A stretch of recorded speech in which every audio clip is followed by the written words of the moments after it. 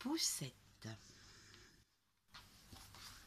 Poussette, la grenouille, la taupe, l'hirondelle, le petit roi. Il était une fois une demoiselle haute comme un pouce que tout le monde appelait Poussette. Une nuit, alors qu'elle dormait tranquillement dans la coquille de noix qui lui servait de lit, une vilaine grenouille s'approcha d'elle. Voilà une gracieuse personne qui ferait une femme parfaite pour mon fils, se dit-elle. Et hop, d'un bond, la grenouille se saisit de la coquille et l'emmena jusqu'à son étang. Pour que la petite ne se sauve pas, elle la déposa au milieu de l'eau sur un large nénuphar. Ce fut sur cette île étrange que Poussette se réveilla. Son effroi fut encore bien pire lorsqu'elle aperçut la grenouille accompagnée de son fils.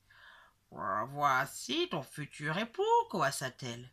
Je viendrai te chercher quand j'aurai fini de préparer votre chambre sous la vase. » Dès que les deux grenouilles eurent disparu sous l'eau, Poussette se mit à pleurer, plutôt mourir que d'épouser cet horrible animal. Des poissons entendirent ses pleurs et mordillèrent la tige du nénuphar qui se mit aussitôt à dériver sur les berges de la mare. Une fois à terre, Poussette s'abrita sous une large feuille et, avec des herbes souples, se tressa un petit lit. Elle resta là pendant tout l'été et l'automne. Hélas, lorsque l'hiver arriva, elle vit bientôt son abri se racornir. La forêt était maintenant comme une grande maison froide et vide. Et Poussette ne trouva plus rien à manger lorsqu'il commença à neiger. Elle se décida alors à frapper à la porte de la souris des champs. « Que tu es mignonne !» s'exclama celle-ci. « Entre donc !» Poussette accepta avec joie et partagea le repas de la souris. « Et si tu passais l'hiver avec moi ?» lui demanda-t-elle. « En échange, tu me ferais un peu de ménage ?» « Oh oui, j'en serais très heureuse, » répondit Poussette. « Marché conclu, » dit la souris. « Tu vas bientôt faire la connaissance de mon voisin qui me rend visite chaque soir. C'est une taupe qui s'ennuie dans son grand appartement rempli d'immenses couloirs sombres. » Poussette trouva que la taupe était gentille, mais elle ne comprenait pas comment on pouvait passer sa vie sous terre, ne pas aimer les fleurs ou le soleil. Un jour, où Poussette se promenait dans les galeries de la taupe, elle y découvrit une hirondelle inanimée.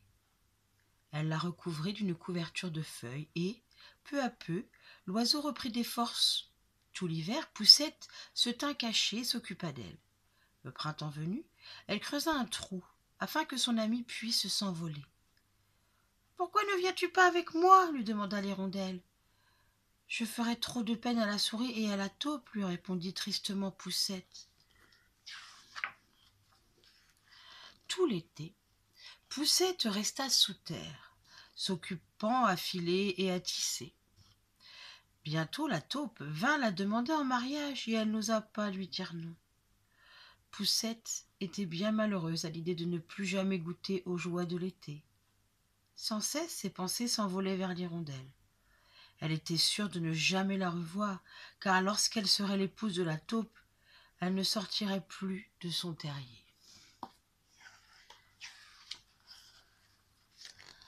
Le jour du mariage, Poussette se glissa dehors, une dernière fois, pour faire ses adieux au soleil. C'est alors qu'elle reconnut un chant familier. C'était son hirondelle. « Oh, ma douce amie !» pleura Poussette. « J'épouse une taupe aujourd'hui même. »« J'ai bien mieux à te proposer, » lui dit l'oiseau. « Viens avec moi au pays où l'été ne s'arrête jamais. » Aussitôt, Poussette grimpa sur le dos de l'hirondelle et se blottit dans la soie de ses plumes. Quelques jours plus tard, l'oiseau arriva dans un palais dont les jardins débordaient d'arbres fruitiers et de fontaines. Là, l'hirondelle déposa Poussette dans une fleur aux larges pétales de velours. Poussette y fit la connaissance d'un jeune homme aussi petit qu'elle, portant une couronne d'or et une paire d'ailes transparentes. Dans chacune des fleurs vit un esprit, lui explique-t-il. Je suis leur roi, et jamais je n'ai vu de plus jolie demoiselle que toi. À ces mots, il prit sa couronne d'or, la posa délicatement sur la tête de Poussette et lui demanda si elle acceptait de devenir sa femme. Bien sûr, la jeune fille dit oui à ce roi si charmant. Et à la plus grande joie de Poussette, tous les petits esprits des fleurs environnantes vinrent lui offrir de délicats cadeaux. Celui qu'elle préféra entre tous fut une paire d'ailes, car, grâce à ce présent, Poussette pouvait voler au milieu du bleu du ciel et dans la lumière du soleil, aux côtés de son époux et de son amie, l'hirondelle.